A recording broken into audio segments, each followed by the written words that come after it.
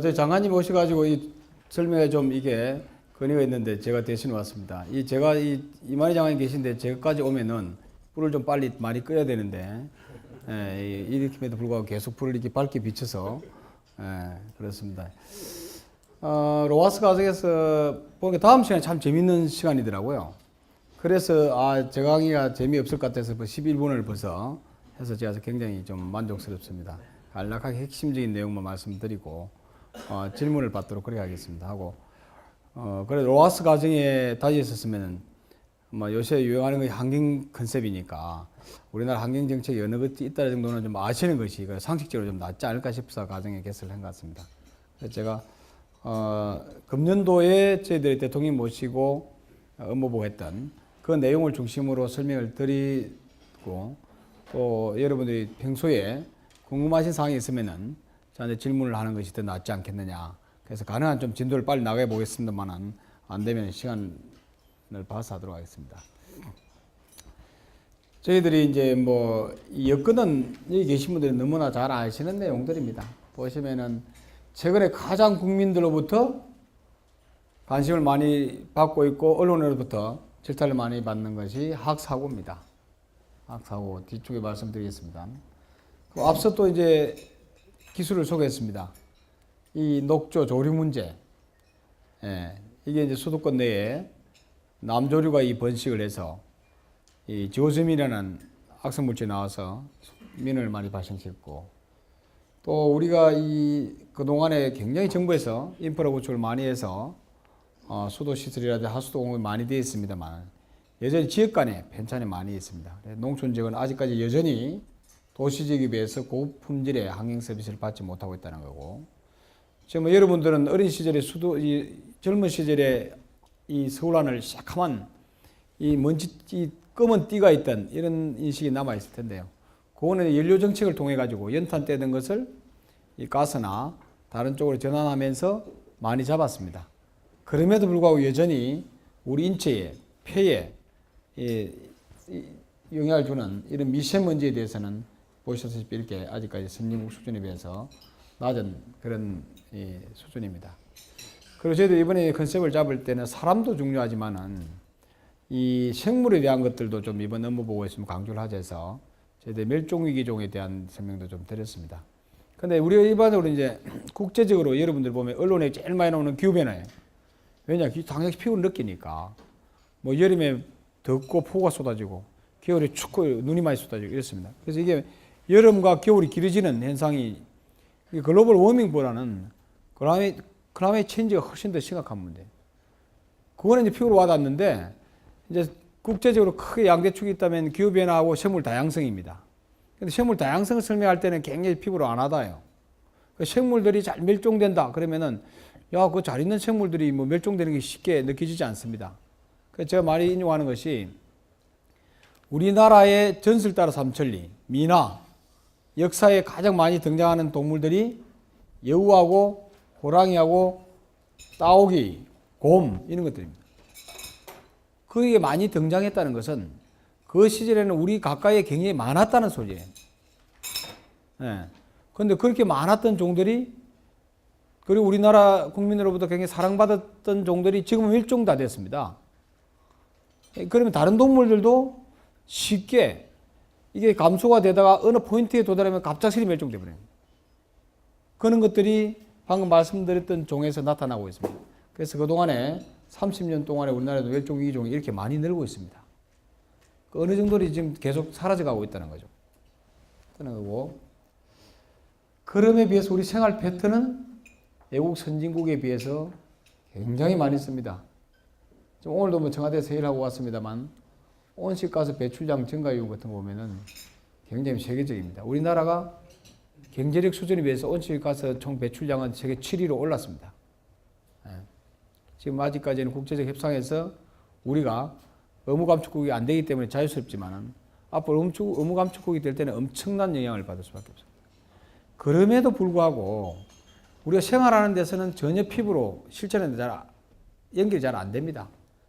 제가 종종 말씀을 드립니다만은 이게 한겨울에 이 추울 때 우리나라 추운 한겨울에 실내에서 이렇게 쏘고만 입고 사는 나라는 제가 맨날 우리나라 사람하고 아프리카 사람밖에 없다.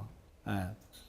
그리고 또 우리가 항상 지금 문제되는 것이 생활 쪽에서 감축할 분야들이 굉장히 많이 있습니다.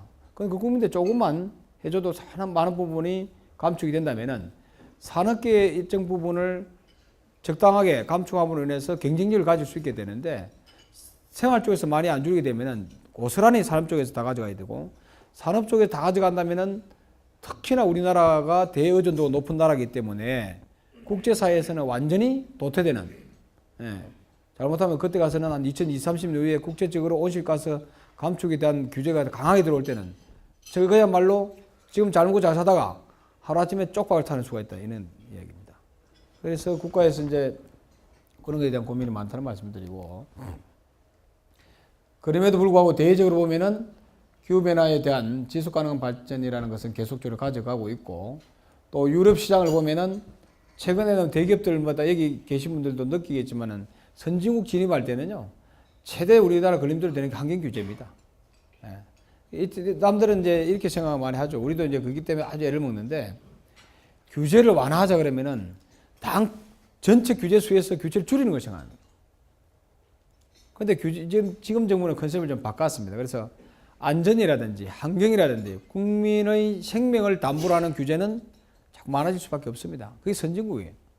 그러나 경제적 활동을 자유스럽게 하는 대장애에 되는 규제는 자꾸 풀어가는 거예요. 그래서 지금 보면은 우리나라도 마찬가지, 우리나라도 연료 규제를 통해 가지고 상당한 부분의 대기 문제 해결했지만은 우리 연료 기술 굉장히 개발이 돼서 외국에 수출하는 자동차도 마찬가지고 그런 사례들이 있고, 또 70년대에 국제적으로 볼 때는 오일 쇼크가 왔을 때 미국과 일본의 굉장히 타격을 받았습니다. 산업계 가지고. 그래가지고 그때 자동차, 그래서 일본은 그 이후에 어떻게 돌입됐냐면은 일본은 굉장히 모든 걸 열 효율이 높은 에너지 에피션시를 굉장히 생각해가지고 공정을 많이 바꿨는데 자동차도 마찬가지고, 미국은 의회에서 상당히 그런 움직임을 보일 때 자동차 업계에 로비를 해가지고 규제를 강화시키는 것을 완화를 했습니다. 그 몇십 년 지나고 나서 미국 시장이 완전히 일본 자동차 시장에 잠식돼 버렸습니다. 유럽 수출도 안 되고. 그래서 사실 미래를 내다보고 가져간다는 것이 단순히 현실이 급급하는 이런 측에서 볼 때는 굉장히 어려운 과제이긴 과제입니다. 그렇지만은 앞으로 추세를 볼 때는 환경 쪽의 규제를 감안하지 않고 산업정책을 가져간다면은 그 당시에 가서 더 큰 추리를 가져올 수 있다는 것이 이제 입장이고, 그리고 대내적 여건에도 보면은 뭐 아시다시피 살균제 때문에 사람들이 많이 죽어나가기 때문에 계속 언론에 나오고 있는 사안입니다. 그럼에도 불구하고 정부가 그걸 대책하고 구제할 수 있는 수단들이 법적으로 아직 안 돼 있다는 거. 그리고 이제 뭐 이 다른 복지에 대한 지역화 내소도 여전히 남아 있다는 말씀을 드립니다. 그래서 저희들 5년 내에는 상당히 좀 수준에 좀 올리겠다는 것이 저희들 과제입니다. 그래서 지금 이 박근혜 정부에서 가장 환경에서 1번은 뭐냐면은 대통령이 그런 말씀하셨습니다. 안전이 복지다. 뭐 잘 먹고 잘 사는데 안전하지 못하면 아무 의미가 있느냐. 안전이 복지다는 말씀을 하십니다. 그래서 안전이 1번이다. 국민들이 일단 편안하고 안전한 게 1번이지 다른 게 있느냐. 그래서 저희들이 제일 지금 요새 고민을 많이 하는 것이 화학사고가 계속 터지니까 저희들이 애를 먹습니다. 여기 보시면은 화학사고는 짧은 시간에 딱 나오는데 엄청난 피해 범위를 주는 거거든요. 가스 상태 나오니까. 기존의 수질사고라는 것은 어느 정도 감지되고 차단할 수 있는 여지가 있는데 이 가스사고로 터져 나오는 것들은 감당이 잘 안 됩니다. 이 하느님도 못 막는 것이 가스사고입니다. 예. 하느님도 막으신다고 비를 주시면은 더 확산시키는 효과가 있기 때문에 굉장히 어려움이 있는 것이 이제 이런 화학사고예요. 그리고 또 우리나라 좀 여기 보시면은 화학산업 6대 6위주의 국가입니다. 거의 20년 이상 됐습니다. 어느 학자는 그런 얘기해요. 야, 20년 이상 이렇게 하면서 이 정도 사고가 안 나는 거면 한국 사람이 대단하다. 왜냐하면 이 시설 자체가 내균이란이 다 됐는데 그것을 이게 그런 나름대로 관리를 해서 이 정도 화학사고가 나는 게 다행이라고. 전면적으로 화학 시설에 대한 보완이 필요한 시점이에요. 그런데 어떤 문제가 있느냐. 이 우리 중화학공업이 출자를 한 지 오래됐는데 지금 중국 일을 쫓아오고 있습니다. 그러니까 화학 쪽에도 굉장히 쫓아왔어요. 고급화되지 않는 것은 재투자할 여력이 없어요. 이게 지금 정부의 고민이기도 해요. 그래서 앞으로 이런 문제가 자꾸 날 우려가 있어서 저희들 걱정도 하고 안 돼서 사후 관리 쪽에 좀 강화하고 이럴 계획을 잡고 있는데 그것이 여전히 저는 아주 불안감을 안고 있어서 정부도 좀 불안하다는 거고 또 여기 보시면은 저희들이 사고를 저도 현장을 여러 번 가봤습니다만은 우리나라 사람들이 진짜 안전 불감증이 있어요. 불감증도 있고 그 다음에 또 제가 보니까 우리가 그동안 규제 완화하면서 너무 많이 풀었어요. 환경부도 밀리고 현장에 가보니까 그렇습니다. 이 가스 배관을 연결하고 이게 해줘야 이 가스가 이게 되는데 연결하지 않고 이번에 구미 사고도 그거예요. 가압을 성기시키가 이걸 송출하려면은 갈로를 연결하고 나서 여기서 가압을 해줘야 되는데 연결 안 된 상태에서 가압을 했거든요. 그 바로 하늘로 계속 몇 시간을 솟았거든요. 그러니까 저런 사고들 굉장히 많아요. 그래서 보면은 화학사고를 분석해 보면은 전문적으로 화학 물질을 제조하는 대규모 공장보다는 단순하게 섞어서 파는 희석시켜서 파는 이런 단순 제조 공장에서 사고 많이 발생돼요. 근데 거기 보니까 우리가 알면 이게 무서워지는 거예요. 전부적으로 다루는 사람은 이 화학물질 내가 잘못 다루면 내가 갈 수 있다. 는 걸 알고 있기 때문에 다른 공장에서 한 번 더 체크를 하는데 아무도 모르니까 우리 속된 말로 무식하면 용감해지는 이런 현상이 나타나. 그러니까 하청을 자꾸 쪼개서 하청에 잘 모르니까 뭘 하니까 와서 하다 벌어지는 이 사고가 많이 들어서 언론에 하듯이 하도급 금지시켜야 된다는 말 나오고 전문 인력 체제를 가져가야 된다는 것이 근대였습니다. 실제로 현장에서는 그런 현상이 좀 많이 일어나서 그런 데 대한 좀 그것도 돼야 될 것 같고 그 다음에 그동안에 저희들이 안타깝게 생각하는 게 한 10년 전부터는 뭐 환경 쪽 강화되고 뭐 환경 경영, 책임 경영, 뭐 녹색 경영 이러다가 기업에서도 이게 앞으로 지속 가능한 성장을 위해서는 임원급에도 환경을 전담하는 임원이 필요하다는 인식을 상당히 많은 기업에서 느꼈어요. 그런데 이게 규제 완화 쫙 가면서 이제 그게 한물 가버렸습니다. 전문적으로 관리할 수 있는 인력 규제도 다 해줬죠. 그러다 보니까 기업을 책임지고 있는 우리 CEO분들도 그건 대충 뭐 하도급 맡겨가지고 해놓으면 다 해결될 수 있다. 이런 생각을 많이 했거든요. 이번에 삼성이 그래가지고 좀 상당히 곤혹스러우지 않습니까? 그런데 여전히 그런 데에 대한 책임의식이 좀 부족한 게 아닌가. 또 이게 사고가 그러면은 일단은 현장에서 대충 좀 마무리해 보려고 그러다가 크게 키웁니다. 그리고 정부 내에서도 보면은 여러 부처가 관리해야 되거든요. 부산 구미 사고 때도 많이 저희들이 혼났습니다만 정부 내에서. 다루는 법률이 여러 개 부처가 되어 있습니다. 환경부, 고용노동부, 그 다음에 이 산자부, 뭐 다, 그 다음에 농작계통은 또 농림부, 막 흩어져 있어요. 그래서 현장에 가면은 이게 총괄 지휘하는 사람이 각자 역할을 하다 보니까 이게 엇박자를 칠 수가 있기 때문에 그런 대한 것도 앞으로 가야 되지 않겠느냐. 그래서 저희들이 이제 다급한 것이 이제 앞으로 이런 유해 물질을 다루는 그러한 업소가 들어올 때는 장애 영향 평가 제도를 도입해 가지고 이게 시뮬레이션을 내가 사고가 났을 때 어느 부분과 영향을 주고 그랬을 때 어떠한 조치를 하겠다는 평가를 받도록 그렇게 할 계획입니다. 그리고 지금 자꾸 이제 국민 입장에서 너무 처벌이 약해 가지고 말이야. 기업들이 전혀 신경을 안 쓴다. 그런 이유 때문에 상세 위반 점자에 세변하면 아웃시키는 삼진 아웃제를 법을 제공하려고 그러고 지금 이제 주민들이 좀 상당히 불안해합니다. 우리 이웃에 도대체 어떤 유해 물질을 다루는 업종이 있는지 사고 났을 때 어떤 조치를 해야 되는지 이게 정보가 전혀 없거든요. 그런 사전 정보를 공개해서 사고 났을 때 피해를 최소한 줄 수 있는 그런 방안을 만들고 이제 아까 말씀드린 사고가 났을 때에는 애국적 현장 수습 조정관이 있어가지고 하나의 전체를 조율할 수 있는 코디네이터가 하나 있어야 돼요. 그래서 전체 부처를 같이 협조 체계를 구축해야 될 것 같고 이번에 드러난 문제점에 대한 매뉴얼을 보완을 해야 되고 또 저희들이 하다 보니까 그동안에 이제 환경부도 이 지방기구를 축소하는 차원에서 오히려 뭐 대구청 사고 난 데다가 화학 관련 담당과가 있었는데 지난 정부에서 저 기구 축소한다고 없애버렸습니다. 그래서 이번에 그런 것도 좀 보완하고 그리고 굉장히 중요한 건 지자체에 맡겨놓으니까 업계를 강력하게 지자체장에서 사실 통제를 못합니다. 표와 연결되니까. 다 업계에 살아가는 사람들이 자기 표고 자기 이 돈줄인데 막 할 수 있겠습니까?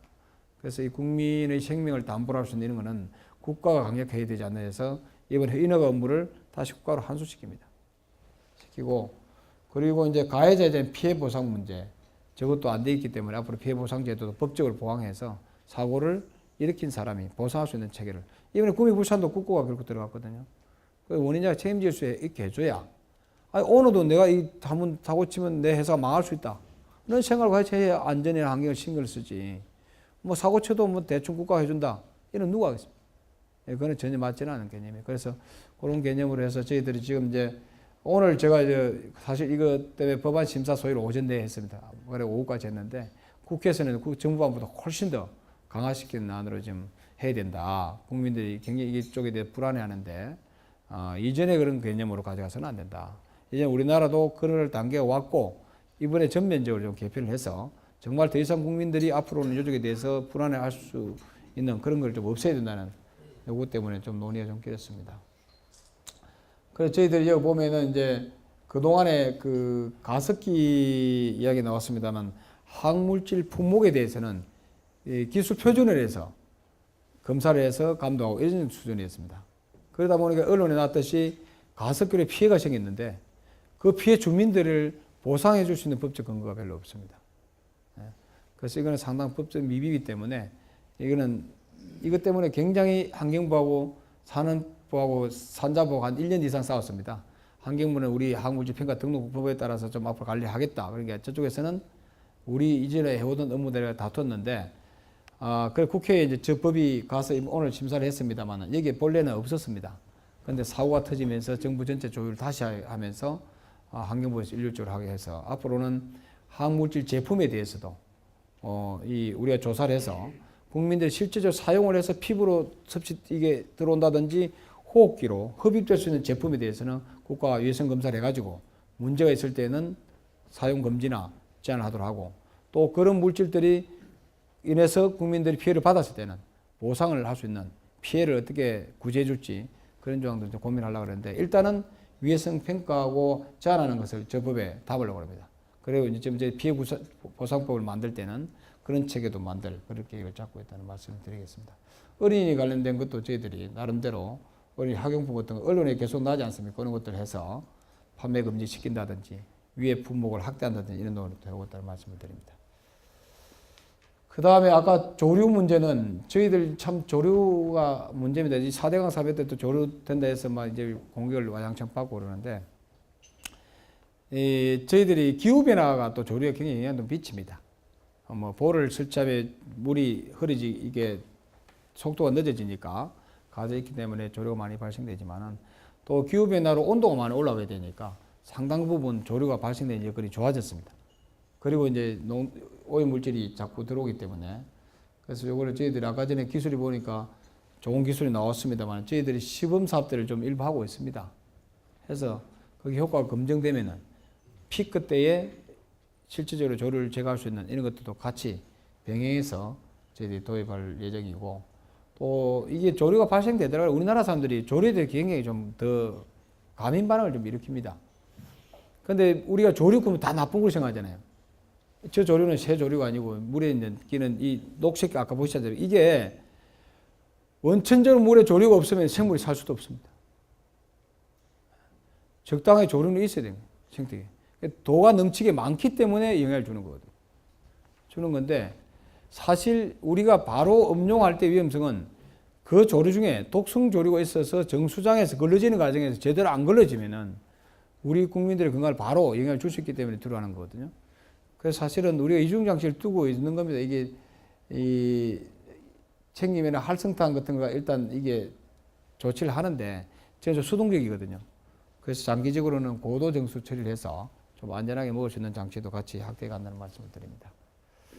그 다음에 이제 빗물 처리 관계인데요. 몇 년 전에 왜 저 강화문에도 잠기고 해서 뭐 한번 난리 났지 않습니까? 한 2번 잠겼죠, 강화문이. 강남은 한 2번 잠기고 했는데 그때 보시면은 하수구 맨홀이 확 치솟는 걸 보셨을 거예요. 하수 맨홀이. 물이 일시에서 터지니까 분류관거가 완전히 안 되어 있거든요. 이전에 있는 지역은. 그럼 분류관거 안 돼서 하수도 흐르는 간에 우수도 같이 들어가는 데 많이 있습니다. 그러니까 비가 이전에 예측했던 것보다 훨씬 더 많이 오니까 기후변화 때문에 많이 오니까 넘치는 거예요. 그러니까 맨홀이 다시 이게 올라오면서 역류를 하게 됩니다. 그래서 앞으로는 그런 기후 변화에 대비한 도심 대신 터널이라든지 이게 이런 겁니다. 이게 뭐 대용량 제수 이런 것들인데 그런 하수 시설 체계도 기후 변화에 맞게끔 대폭 바꿔가야 된다. 그런 계획들을 잡고 있다는 말씀드리고요. 그다음 앞서도 말씀드렸듯이 국가 그동안에 인프라 투자를 많이 했는데 주로 도시민 위주로 많이 할 수밖에 없습니다. 왜? 민원이 많이 발생돼요. 민주주의 국가는 어차피 사람 수대로 가는 거거든요. 우선 급한 것이 도시에 먹는 물, 그리고 도시의 주거 환경. 왜냐하면 밀집되어 있기 때문에 피해도 빨리 많은 사람들에게 피해를 줄 수 있는 거거든요. 그래서 투자가 많이 되니까 농어촌 지역은 상대적으로 좀 낙후되어 있었습니다. 그래서 현재 보면 도시는 90% 이상이 상수도 보고하고 있거든요. 농촌은 60%가 안 됩니다. 그래서 이번 정부기간 동안에 80%를 옮기겠다는 거고, 또 여러분 지금 농어촌 비닐 시골 가시면은 농촌 비닐이면 전체 나무에 걸리고 이런 걸 보셨을 거예요. 근데 저희도 고민이 농촌이 고령화 사회로 되어 있습니다. 그러다 보니까 저것을 굉장히 옛날에는 지자체 중심으로 이렇게 쫙 하면은 수구 체계 잘 새마을 운동을 통해서 조직되어 있는 건데 잘 움직였는데 지금은 이제 노인분들이 계시니까 이제 마을 주민들이 직접 나서서 한다는 게 쉽지는 않다 보니까 한계점을 가지고 있는데 그런 분야에 대한 것도 저희들이 관련 제도를 해서 좀 유인 제도를 좀 도입해서 좀 수고할 수 있는 효과를 널리보겠다는 말씀드리고, 그 다음에 성면 슬레이트가 이제 저희들이 좀 문제입니다. 슬레이트 저기 이전에 보면은 남자분들은 저 돼지고기 구우면 맛있다, 삼겹살을 찌개 구우고 했지 않습니까? 그런데 저기 부식 때 성면이 이제 되면 폐초에 이거 폐 종양도 일으켜 수 있는 물질입니다. 그 이전에 새마을 운동하면서 초가집 걷어내고 성면 슬레이트를 엎었는 이게 했는데 이제 저기 부식되면서 문제가 되기 때문에 자기 이제 다시 교체를 해야 됩니다. 그래서 저 교체하는 작업들이 저희들이 예산이 제한되어 있기 때문에 단계적으로 해가겠다는 말씀드리고, 또 이제 요새는 이제 농촌 마을이 저렇게 뭐 저런 것만 한다고 해서 잘 주거 환경이 개선되지 않고 지자체도 관심 별로 없습니다. 그 지자체는 저렇게 할 때 우리 마을에 좀 도움이 된다. 이래 주민 참여도 이끌어낼 수 있고 지자체장들도 적극적입니다. 그렇기 때문에 저희들이 생태적 마을에 대한 개념도 좀 도입해서 생태 탐방도라든지 우수 생태 지역을 가지고 있으면 돈이 되는구나 하는 것을 좀 느끼게 해주자.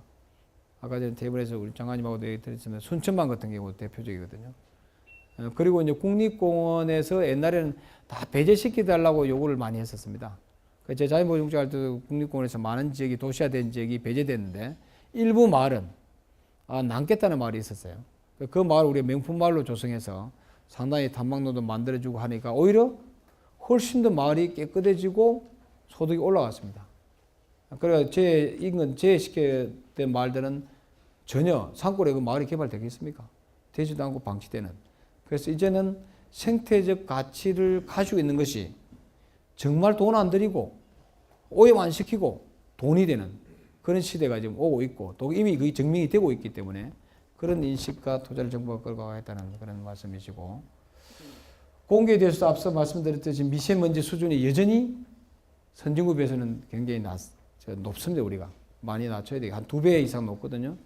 그래서 저희들이 사업장에 대한 먼지 총량제라든지 차량이라든지 사업자에 대한 배출 효용을 좀 더 강하고, 또 전기차 보급에 상당히 좀 애를 쓰고, 아직까지 전기차가 이제 경제성 때문에 어려움을 겪고 있고 정부도 이렇게 지원을 해주고 있습니다. 어느 나라를 없이 초기에는 정부가 이렇게 좀 보조를 해서 생산이 경제성을 가질 수 있도록 이렇게 끌어가는 그런 제도를 가고 있기 때문에 저희들이 그렇게 하겠다는 말씀드리고, 또 국민들이 산은 많지 있지만은 바로 도심인 가까이에 생태 공간들이 많이 필요하기 때문에 그런 사업도 한다는 말씀드리고요. 그 다음에 이거는 물순환 이거는 이런 사업도 한다는 말씀을 드리고요. 요새 제일 또 저희들 애를 먹는 게 층간소음 문제입니다. 이 층간소음 문제가 굉장히 사회 문제가 되는데 이게 우리나라 주거 문화하고도 관련이 많이 있습니다. 우리나라가 지금 그 공동주택으로 쓰는 게 한 70% 정도 된다 그래요. 우리나라 사람들이 이렇게 와장창 아파트 좋아하는 민족이 우리 별로 없는 것 같아요. 제가 출장 가봐도. 우리나라 사람들 아파트를 좋아하니까 아파트가 통구조로 돼 있어가 치면 이게 굉장히 소리가 많답니다. 많다는데 어쨌든 이 국토부하고 같이 가져야 될 분야입니다. 왜냐하면 건설하는 단계에서 소음을 예방할 수 있는 자재를 쓴다든지 기준을 만드는 것은 이 주택 쪽이기 때문에 국토부에 사야 되고, 그 다음에 소음은 또 저희들이 관리하기 때문에 같이. 근데 법으로만 해결할 수 없는 게 또 이 분야예요. 사실은. 또 민감한 사람도 있기 때문에, 그래서 기본적으로 기본 시설에 대해서는 국가가 규제를 하되, 나머지 부분은 이 뭐라거나 규약에서 많이 가져가지 않느냐. 이제 최근에 언론에 보시면 그런 데 많이 나오지 않습니까? 외국 같은 데는 아파트 같은 데서 들어갈 때 입주자의 그 계약에 그렇게 다 들어있는 데 많이 있습니다. 만약에 소음으로 문제가 되면은 아웃시킨다는 게 들어있는 거거든요. 거기에서 움직이게끔 이런 것들 자연스레 가져야 됩니다. 우리나라 사람들은 법에만 딱 규정되어 있는 것만 자꾸 법으로 보는데 그게 굉장히 잘못된 거예요. 여러분들 학교 배울 때 보면은 이게 법이 우리나라 사람들이 제일 저는 이 말을 없애야 된다는 말 주의인데요. 법 없이 살 수 있는 사람. 이게 굉장히 잘못된 말입니다. 그런데 우리나라 사람은 굉장히 좋은 말로 쓰거든요. 굉장히 나쁜 말입니다. 없애야 돼요. 저는. 왜? 사회적 규범이에요. 최하위가 뭡니까? 최하위가 법이에요. 법에 지킬 것이 얼마나 많이 있습니까? 예. 가족에 가면 가족에 또 룰이 있잖아요. 그거 누가 안 지키게 되지만 가족은 그거 안 지키면은 째짜는 사람 되잖아요. 가족 멤버죠. 학교, 지역, 저런 규약 얼마나 많이 있어요. 법은 우리가 사실 지켜야 할 최소 규범이에요. 그래서 안 지키면 강한 벌을 주지 않습니까? 그런데 우리나라 사람들은 법은 최대 규범으로 보는 거예요. 제가 법철학에서 자꾸 얘기하는 그런 거예요. 최대 규범을 보니까 이런 현상이 법은 적당히 어겨도 괜찮은 거야. 법 없이 살아나면은 법을 다 지키는 사람 진짜 신성 같은 사람 보는 게 굉장히 잘못된 거예요. 그 말을 우리나라에서 없애야 법을 제대로 지키지 않을까 해서 저는 어디 갈 때마다 그 얘기를 꼭 합니다. 그렇게 본다면은 층간소음 문제도 상당한 부분은 법으로 지키면 사생활 침해 문제가 굉장히 많이 나올 수 있기 때문에요. 규약으로 풀어야 될 것이 굉장히 많이 있습니다. 풀어줘야 되고, 또 이제 그게 갈등이 생겼다. 그럼 이게 송사로 나가면 돈이 엄청 걸리고, 또 이번에 재판이 뭐 나오고 있지 않습니까? 간주할 수 있는 범위가 나오고 있는데, 그걸 행정적으로 우리가 기술적으로 이웃사회 서비스를 해가지고 소음이 난다 다툼이 있어요. 그럴 때 정확하게 과학적으로 측정을 해주고, 그 팩트를 확인해 시켜주고, 이럴 때 어떠한 방안을 좀 이렇게 갈등을 현장에 조정해주는 이런 역할을 행정적으로 먼저 하겠다는 거죠. 그래서 수도권 지역에 해보니까 상당히 그 호응이 좋아서 좀 전국적으로 그런 서비스도 좀 하겠다는 걸 하고, 저는 이제 현대인들이 실내에서 많이 생활하니까 저희들이 현재는 다중이용 시설만 이렇게 실내 공기질 관리하고 있는데 앞으로 대중교통 차량을 많이 쓰고 있기 때문에, 예. 되게 뭐 지하철 오래 타고 이러면 버스 오래 타고 가면 졸리잖아요. 이산화탄소 많이 배출되니까 졸리는 현상이 좀 자주 나기 때문에 이런 문제에 대해서 정부가 관심을 가지고 하겠다는 말씀을 드리겠습니다. 뭐 소통비 가시라 이래가지고 저희들이 이제 뭐 대통령께서 강조를 하시는 게 돼서 규제를 하나 하더라고요. 진짜 국민들이 느낄 수 있게 해라. 뭐 규제를 뭐 100건 했다. 내가 정부가 언론에 터뜨리고 말이야. 이래가지고 뭐 100건 했다. 자기 만족하지 말아야 뜻이에요. 갈로들도 그런 게 많이 있거든요. 야, 우리 몇 건 했다. 이게 굉장히 실적 같은데. 국민은 100건 했다. 그럼 뭐라고? 무슨 변화가 있는데? 한 건을 하더라도, 야, 그런 게 정말 좋은 거다는 걸 이제 하라는 게 손톱밑값인데, 저희들이 지금 이제 대표적으로 좀 고민하고 있는 게 주방용 오물 쓰레기 문제입니다. 여러분, 디스포자 들어보셨죠? 우리나라 인정하지 않고 있습니다. 그래서 저 문제를 이제 본격적으로 고려해. 남자들이 제일 하기 싫어하는 게 뭔지 아세요? 가정에서 음식물 쓰레기 버리는 거예요. 예? 남자들이 하시는 분도 있습니다. 이 얘기를 보니까 줄 안 하시는 분들만 있네. 요새 젊은 사람들이 많이 해요. 그렇죠. 쫓겨날 수가 있어요. 어디터지가 또 눈티가 또 푸대만 되니까. 아는 사람은 간이 배 밖으로 나온 사람이고 하는 사람은 정상적인 사람입니다. 왜 남성분들이 불만이 많아요. 그 음식물 쓰레기 말이야 분리수거를 시키고 골참 죽겠다고 민을 마시겠어. 그래서 저희도 이제 고민이 그겁니다. 왜냐면은 우리나라가 이제 음식물이 분해돼 가지고 물에 들어가면 이게 고농도로 들어가게 되니까 하수 처리하는 데도 비용이 많이 들고, 그리고 또 하수가 처리 제대로 안 돼 가지고 원료되면 바로 강에 들어가서 그 녹조를 발생시키는 이런 문제가 있었는데, 옛날에는 왜 그랬냐면은요, 하수 관계가 제가 말씀드렸잖아요. 우수관, 하수관 딱 나눠져 있어야 되는데 이게 막 섞였어요, 중간에. 그런 시절에는 그렇게 할 수밖에 없습니다. 비가 오면은 우수하수 섞여가지고 상당히 많은 양이 그대로 나가버리거든. 근데 지금 신도시 같은 경우는 완전히 분리해야 됩니다. 그런 지역은 그렇게 해줘도 맞지 않느냐 이게. 그리고 하수처리랑 설계라는 것이 음식물 쓰레기 기술을 분리시키가 들어올 때 처리할 수 있게끔 농도를 맞춰주면 되거든. 예. 그래서 지금 이제처럼 뭐 이렇게 분리 간거가 안 된대 하는 것은 안 됩니다. 연습 많은데 된 데는 하는 게 맞지 않느냐 조심스럽게. 그리고 그동안에 이제 뭐 음식물 분리수거를 많이 했기 때문에 저희들이 부담은 집니다만은 언제까지 바뀌어진 여건을 정부가 부담을 느낀다고 그냥 가져갈 것이냐. 이거는 바람직하지 않다 저는 봐요. 예. 과감하게 이게 뭐 기존 했던 정책이라는 것이 계속 수정하기 위해서 있는 거지 정책을 그대로 고수하는 건 맞지 않다고 보기 때문에 저희들이 이걸 충분히 이런 시민단체 의견을 들어서 개선 방안을 만들어갈 그렇게 얘기입니다. 기상 쪽에서 우리 기상청이 우리 또 예청입니다. 같이. 그래서 기상도 보면 예보 시간을 단축한다든지 오늘 이번에 2주간 뭐 예보한다 7일간 하던 것을 10일간 늘린다든지 상당히 기상이 의외로 우리나라가 굉장히 이 예보율이 높습니다. 선진국 최선진국 수준이에요 우리나라가. 그런데 기상청이 잘 두드려 맞는 게 그만큼 기상이 우리나라 국민들로 사랑을 받고 있다는 증거예요. 옛날엔 막말로 기상청 예보한 거예요. 구름이 오락가락 뭐 비가 오락가락 하니까 이게 오는지 안 오는지 잘 모르잖아요. 그리고 별 관심이 없었는데 지금은 굉장히 기상에 민감합니다. 모든 행사를 장기 예보를 보고 많이 잡지 않습니까? 그러니까 이제 특히 주말에 기상 예보가 안 맞는다. 그럼 코피 터지는 거예요. 그 재작년에 그런 기상청장 날아갔지 않습니까? 연속 7주인가 이게 주말에 비가 왔는데 예, 안 맞아가지고요. 그래서 그런 문제를 두고 볼 때에 굉장히 기상이 우리 국민들한테 굉장히 필수 정보가 된 거예요. 그 기상산업을 민간까지 영역을 확대해서 경쟁력을 갖춰주는 것이 국민의 훨씬 더 양질의 서비스를 제공할 수 있다. 이렇게 보는 거거든요. 그래서 기상청도 그런 측면에서 굉장히 많은 부분이 관련이 되어 있습니다. 지금 기상과 관련되는 부처들이 한두 부처가 아니거든요. 예. 여기 보시면 뭐 어장관리나 족조관리, 그 다음 농업용, 이런 것들이, 예, 다 관련이 있다는 말씀드리고요.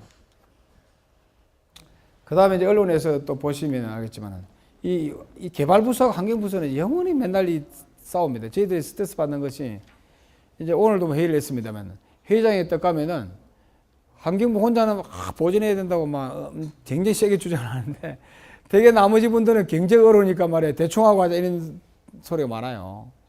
예. 근데 그 중에서 특히 이제 앞으로는 전이 좀 적겠지만 그 동안에는 두고 보면은 아직까지 개발연대의 사고 때문에 국토를 많이 개발하는, 깎아내는 이런 작업들이 많았어요. 대규모 프로젝트 하면 환경국토가 계속 다투는 거거든요. 그런 문제에 있어서 야, 이거 언제까지 매일 다투고 할 것이냐. 그렇게 할 게 아니고 계획 단계에서부터 서로 양 계획을 반영시킬 수 있는 시스템을 놔두고 놓으면은 계획을 만들고 그 계획을 추진하는 사업들을 할 때는 좀 다툼이 적지 않겠느냐. 그런 차원에서 이제 국토계획하고 환경계획을 좀 연결시키자. 서로 이렇게 반영시켜 놓으면은 저 계획에 의해서 개발계획을 수립할 줄 낫지 않겠느냐 하는 것이 저희들 입장이고, 그리고 저희들이 좀 이런 국가 환경 지도를 만들어 가지고 사전에 입지 가능한 지역을 좀 이렇게 제시해 주는 노력이 필요하지 않겠느냐. 왜냐하면 모든 걸 들어오면 환경부 마지막에 자꾸 뒷다리를 건다, 발을 잡는다, 이렇게 이야기하는데요. 근데 저는 그 이야기도 많이 합니다. 환경부를 만들라는 이유는 전체 개발부서에서, 그래 미래 세대나 지금 국민의 건강을 위해서 누구 하나 정도는 그쪽의 생각을 가지고 그쪽 의견을 개진해라고 환경부를 만들어낸 거예요. 다른 나라도 마찬가지고. 여러분 자동차 만들 때요, 브레이크 왜 만듭니까? 브레이크가 안 만들어도 되잖아요. 근데 브레이크가 없으면은 자동차 달리지도 못합니다. 아, 누가 급대가리 없이 그래 브레이크도 없는 차를 그냥 속도 내 가겠습니까? 환경부를 어째 보면은 인류의 미래를 위한 브레이크예요. 그렇기 때문에 누군가는 그런 관점에서 또 그런 의견 개진해서 균형을 맞출 수 있게 만드는 자다.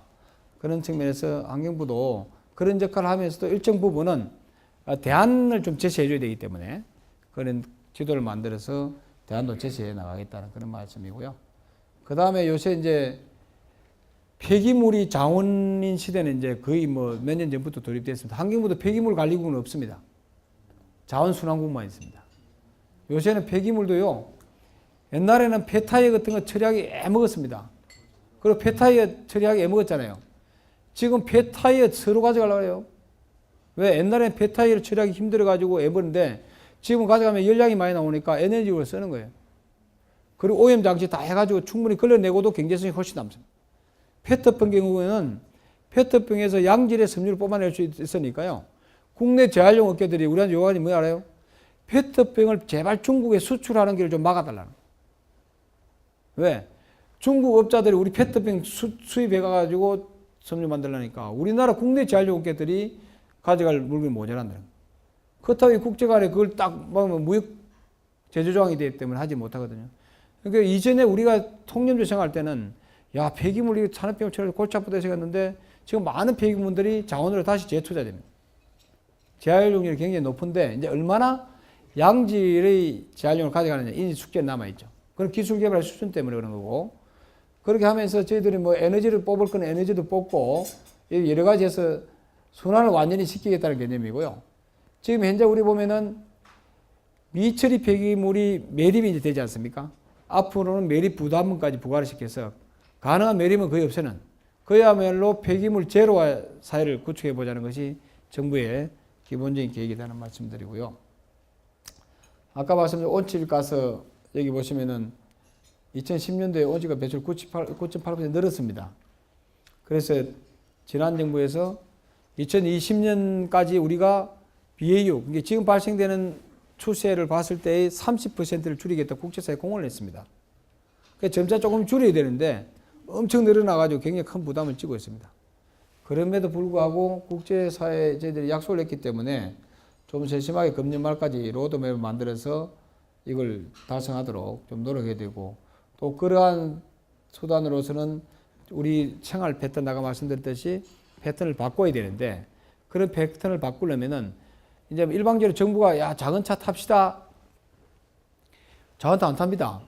요새 작은 차 타면 어디 가서 사람 대접 다 못 받는다는 이 한국 사람 인식이 많아가지고요. 발레 파킹도 안 해주잖아요. 티코 몰고 간다고 발레 파킹 해줍니까? 안 해주잖아요. 인식 전반적으로 바뀌어야 돼요. 예. 그 우수한 뭐 이전에 지난 정부에 청와대 모 수석께서 대통령 업무보고 하실 때 산하단체 업무보고를 가는데 이제 그때 이명박 대통령께서 저 국제사회 공헌도 하시고 대대적으로 에너지를 전략한다고 강조하실 때예요. 그때 갈 때에 가니까 대통령 업무보고 오면 그 산하기관 난리 아닙니까? 쫙 지방 경찰에 와서 이게 다 이게 왜냐면 안전 때문에 보안 때문에 하고 이래 하는데 대통령 다음으로 그분이 서열이 높은데 그 양반이 저 실천하신다고 이 마티즌가 조그만 걸 끌고 가셨어요. 가니까 경찰한테 혼났다는 거예요. 그거 세운다고 저기 세우라고. 우리나라는 이게 지고하를 막느라고 딱 차를 보고 이렇게 하는 인식이 많아서 그래서 우리가 이제 이게 캠페인 많이 안 되겠다. 그 도입한 게 이제 저탄소 협력금 제도입니다. 그래서 저게 이제 그 프랑스에는 보너스 멜러스 제도를 해가지고 큰 차를 타는 이 차종은 이산화탄소를 많이 배출하는 이런 차종은 부담금을 차팔 때 물립니다. 대당 뭐 몇 병을 물리고 조그만 차, 경차를 타는 이런 사는 사람에게는 그 돈을 적립했다가 보너스 줍니다. 그렇게 해서 내가 작은 차를 끌고 다니는 것이 이렇게 공익적 기여도 하지만 내 개인적으로 또 도움이 되는구나 하는 것을 직접 이게 피부로 느끼게끔 이게 좀 빨리 하려고 그랬더니 부담이 스럽다 그래가지고 2015년으로 하는 법은 이미 개정이 되었습니다. 그래서 여러 가지 우리 생활 패턴을 실제적으로 국민들이 이렇게 생활에 도움이 된다는 구조로 가지 않는 한은 자꾸 그렇게 합시다 하라고 요구하는 게 잘 안 먹히기 때문에 그런 노력도 한다는 말씀을 드리겠습니다. 뭐 적응하는 것도 하고 저희들 여러 가지 하겠습니다. 그리고 저희들 최근에 이제 이번 정부에 또 고민하는 것이 저희들 배출시설 허가를 해주면은 한 번 받으면 이게 막 그 업계가 그만둘 때까지 전혀 정부 타치가 없습니다. 그러다 보니 오염 배출량이 안 줄어드는 거예요. 기술이 굉장히 많이 발달됐지 않습니까?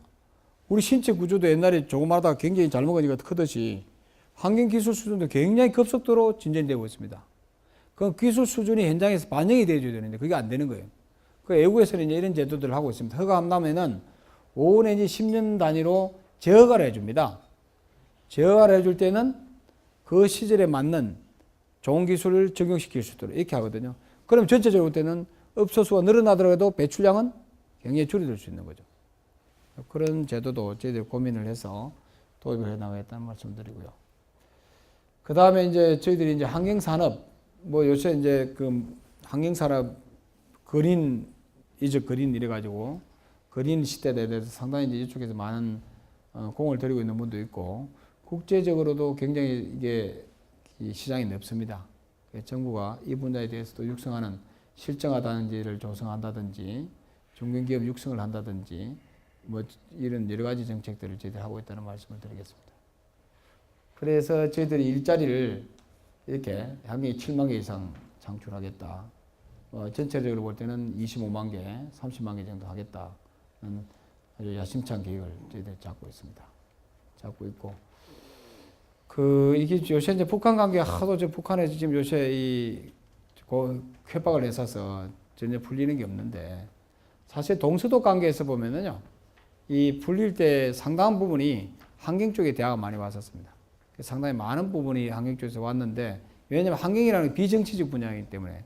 그런데 아직까지 북한은 그런 여력이 없습니다만은, 만일에 북한은 어느 정도 개선이 된다면은, 저희들이 기본적으로 앞으로 좀 전향적으로, 저희들이 북한이 지원해 준 것도 검토해보자. 저희들이 그렇게 생각합니다. 뭐 공동조사하자 이런 건 잘 안 해요. 그래서 뭐 안 되면은, 북한에 좀 이게 물 좀 오염되어 있는 지역에 정수장 우리가 몇 개 지어주겠다든지 말이죠. 좀 전향적으로. 어차피 초일제도 정수장 지어야 되거든요. 정수장 뜯어가 대포 만들 수는 없는 거 아닙니까? 대포 만들 수 없는 건 좀 전향적으로 지원해 주자. 어차피 북한 동민들도 건강해야 되니까. 그렇게 좀 돈 들어가더라도 실제적으로 기여할 수 있는 거로. 우리가 쌀 갖다 주면 거기 군량미 쓰니까 좀 안 되겠다는 거 아닙니까? 예, 그런 측면에서 그렇게 전환되지 않은 분야는 가감하게 좀 해줄 필요가 있다. 저희들은 바라보고 있고. 그 다음에 저희들이 아까 얘기했듯이 관계 부처 간에 굉장히 갈등이 저희들이 많은 부처예요. 그래서 앞으로는 환경부가 이런 부처 간에 차관 장관이 중심이 돼가지고 좀 협의를 만들어서 좀 정기적으로 대화를 통해서 좀 잘 해결해 보자는 그런 개념이고요. 그동안에 또 뭐 시민사회나 업계, 종교계, 저희들이 또 지난 정부 때 갈등이 좀 있었던 분야도 좀 다시 좀 더 순환을 활성화를 시켜야 될 거 아니냐는 차원에서 저희들이 좀 방향을 트고 있다는 말씀드리고, 이런 사업들도 저희들이 해오고 있습니다. 그렇게 했을 때에 저희들이 이제 뭐 현장 경험도 하고 성과평가를 이제 매월 해서, 대개 정부 바뀌면 100일 동안에 뭔가 좀 가시적인 성과를 거둘 수 있는 것을 많이 또 국민들도 원하고 계시기 때문에 상당히 그런 분야에 대해서 저희들이 좀 신경, 아까 말씀드린 특히 걱정되는 이런 분야에 좀 중점을 두고요. 이랬을 경우에 2017년이 되면은 이런 가시적인 성과를 좀 거두겠다. 고도수 정수 처리할 수 있는 인구를 이렇게 좀 늘리고 미세먼지 농도도 이렇게 좀 줄이고, 그래서 저희들이 이런 좀 청사진을 제시해서 이 정부가 끝나기 전 저희들이 약속을 해서 저희들이 이제 숫자로 제시했기 때문에 이거는 저희들이 이제 부담스럽지만은 반드시 지키기 위해서 노력을 하겠다는 말씀을 드리겠습니다.